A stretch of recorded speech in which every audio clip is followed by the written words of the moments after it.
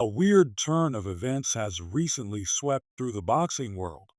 Mike Tyson, the iconic former heavyweight champion, was given a whopping $700 million to defeat Jake Paul in a rematch, and this isn't your average payoff. This offer came from a Saudi billionaire who supposedly wanted to see an epic fight between two of boxing's most talked about stars today.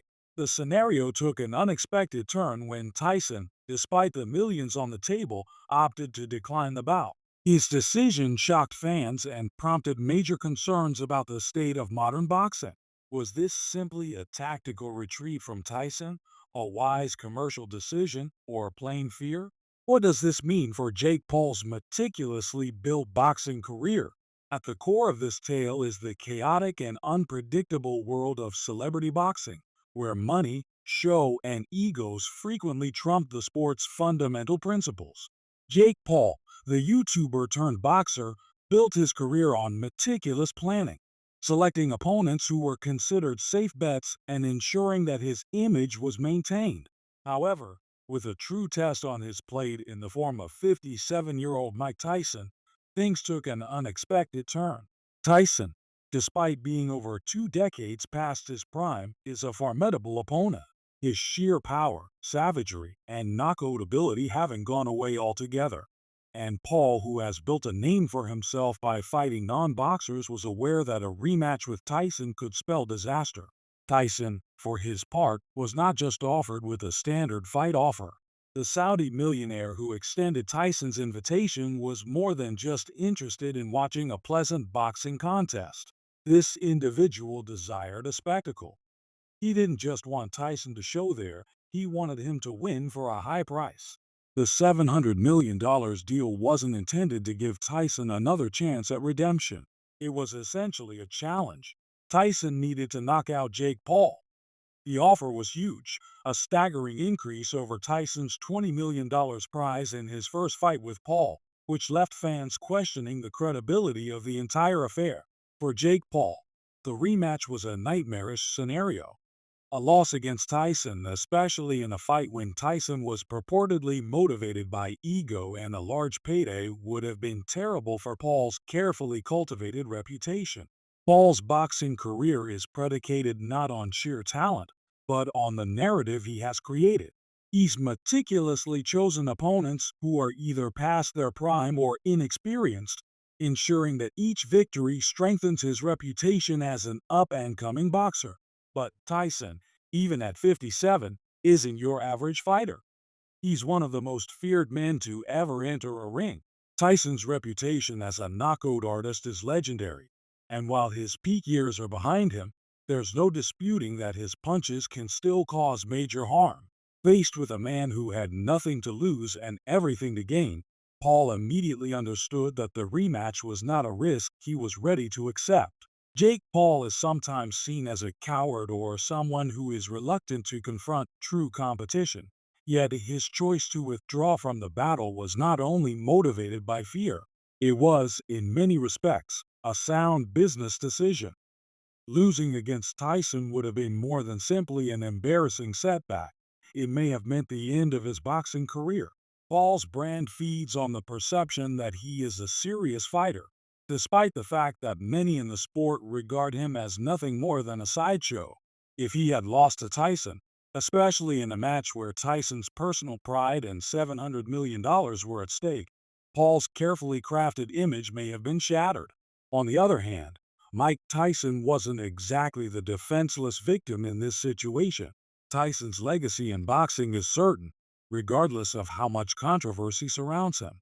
Throughout his career, Tyson was known as a destructive force in the ring, ending fights before they began. In his prime, Tyson was practically invincible.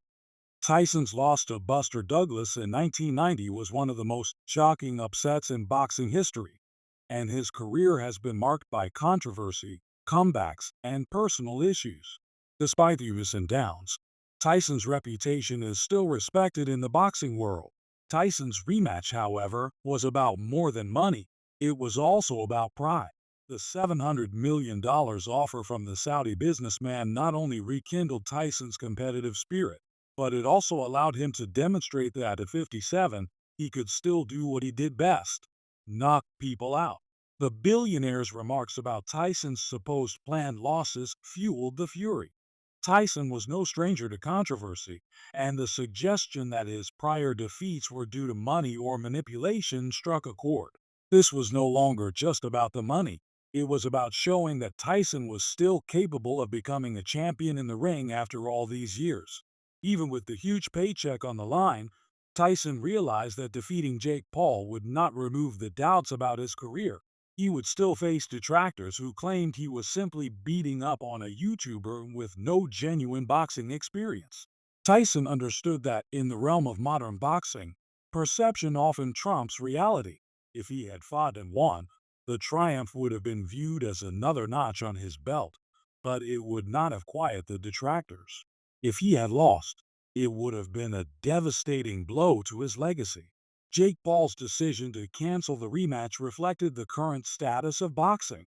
What was once a sport about guts, skill, and heritage has evolved into a carnival of money-driven shows, with billionaires and influencers dictating the narrative. The $700 million offer from the Saudi billionaire further heightened the spectacle. It elevated what could have been an entertaining but insignificant rematch to a high-stakes affair, with pride, legacy, and money all on the line. Tyson's decision to forego the rematch did not necessarily mark the end of his boxing career. In fact, the billionaire's challenge has brought him back into the spotlight, and admirers are eager to see what he does next. Despite being past his prime, Tyson has demonstrated that he still has the power to capture attention. It's unclear whether he'll face another opponent, whether Jake Paul or someone else. But one thing is certain: Tyson does not need Jake Paul to secure his place in boxing history. His legacy is already established, and whether or not he fights again, he will always be Iron Mike. Jake Paul, on the other hand, has once again demonstrated his desire to control the narrative. His decision to cancel his rematch with Tyson, while acceptable from a business standpoint, emphasizes his status as a showman rather than a real boxer. He established his career not on the strength of his punches, but on his ability to manage the media and control the parameters of his battles. And in a world where spectacle frequently takes precedence over content, that combination has been successful for him. At the end of the day, the Tyson-Paul rematch cancellation is more than simply a boxing story. It's a reflection on the sport's future.